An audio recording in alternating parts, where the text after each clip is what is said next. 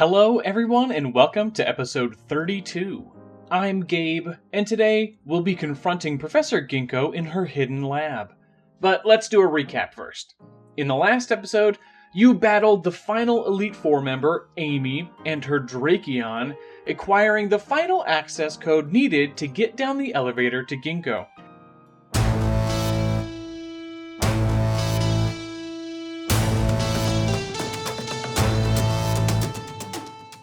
Hey, before we get started and confront our big baddie, I just wanted to thank everyone who's been following along with the series. It means the world to me, and I hope you'll consider subscribing if you aren't already. It really helps the channel out.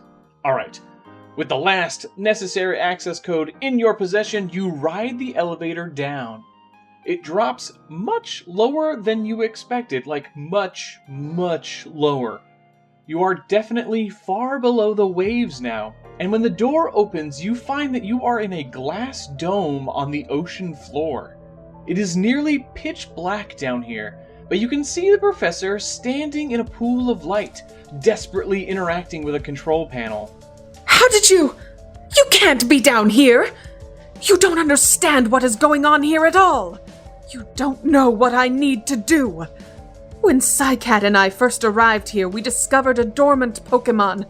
We studied the strange poison it secreted and found a way to restore all of the Paleon region and its Pokémon.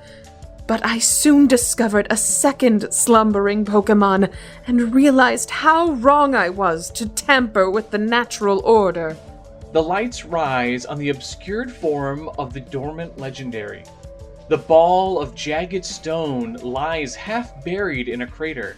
From within the mass, a burning eye flickers open for just a second, and when you look at Ginkgo, you see her eyes glowing the same color. She gestures to a glass cell filled with levitating rocks. I've been diligently collecting these shards of this great legendary lost during a great battle eons ago. I don't have them all, but this should be enough to wake it from its slumber. It doesn't want the Paleon region restored.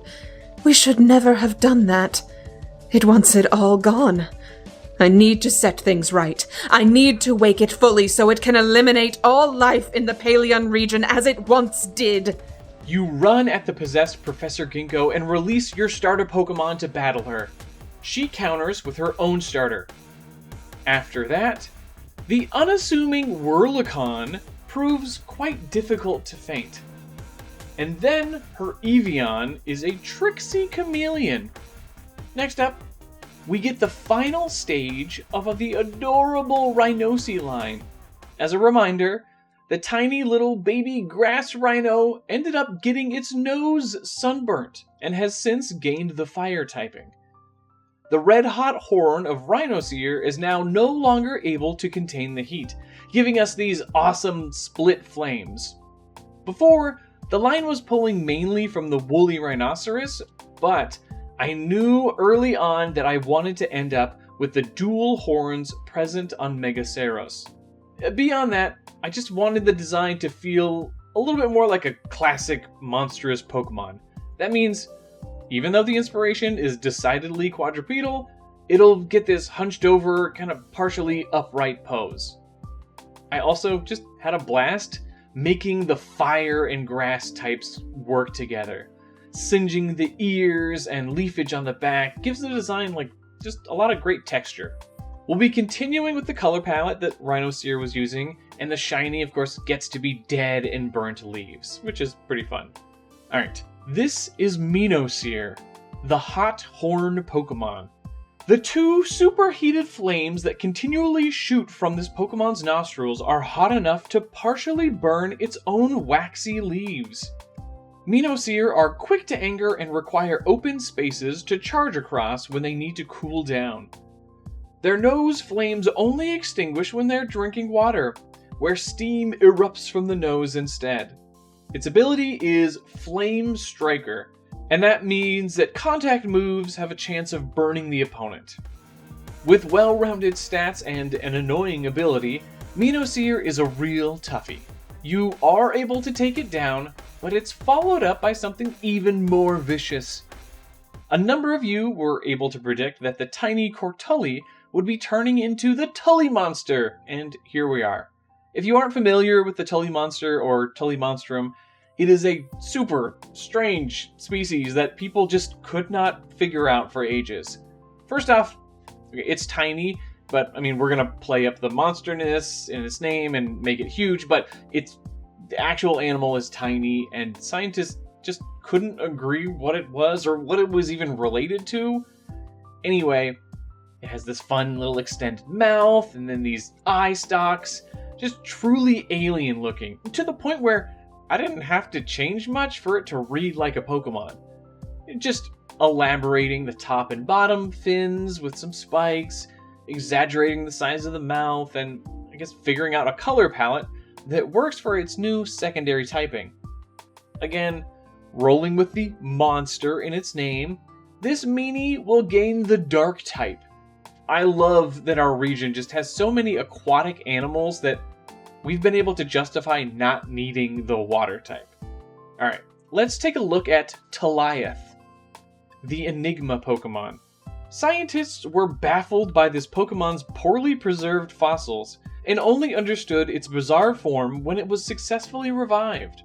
Taliath are incredibly intelligent, but think little of others. They often lash out at others for the smallest annoyances. Trainers can earn Taliath's trust, but only after a great deal of work. And its ability is Levitate, again, since it's using its psychic power to, fly through the air, and that means that this Pokemon is immune to ground-based attacks.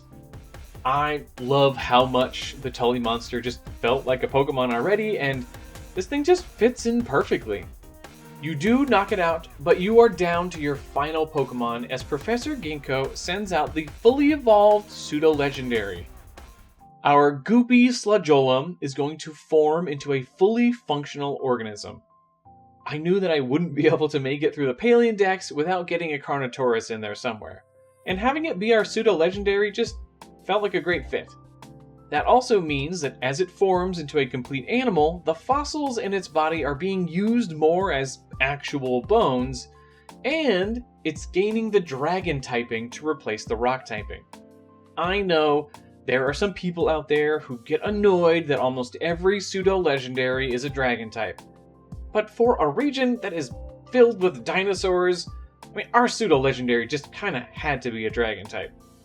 I had a lot of fun, figuring out how the bones would still be visible, communicating the rounded part of the ribs and the jagged jaw. Just a lot of cool elements to bring into this almost undead looking design.